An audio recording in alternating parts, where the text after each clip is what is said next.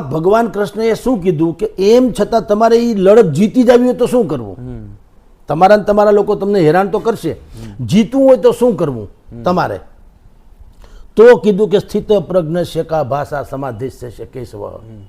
હે કેશવ, આવી પરિસ્થિતિમાં જેની સ્થિત પ્રજ્ઞ, જેની પ્રજ્ઞા એટલે બુદ્ધિ, જેની બુદ્ધિ સ્થિર રહેશે, જે હચમચી નહીં જાય, મેં તમારું ખરાબ કર્યું અથવા તો ખરાબ ઈચ્છું, તમને ખબર પડી કે જગદીશભાઈએ મારું ખરાબ ઈચ્છું, તેમ છતાંય તમે નિર્ક્ષીર ભાવે કાંઈ વાંધો નહીં, એ એનો વિચાર છે.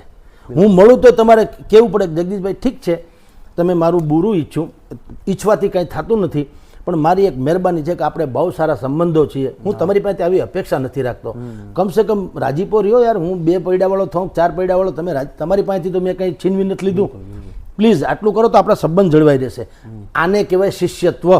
ભગવાન કૃષ્ણએ કીધું સ્થિર બુદ્ધિ રાખજો કે કાકા તમારે અમારી સામે ઝઘડો, હું તમારો ભત્રીજો છું, ભલામણ આમ કરાય. તમે એ મેસેજ આપવા માટે તેને કુરુક્ષેત્રના મેદાનમાં ગીતા કીધી કે ભવિષ્યમાં તમારા જ્યારે કળયુગમાં લોકોને કીધું કે જ્યારે આવું બને, તમારા ને તમારા સગાવાલા સામે આવે, ત્યારે બધી જગ્યાએ કૃષ્ણ નહીં હોય, પણ કૃષ્ણ રૂપી શું હશે? ભાગવત.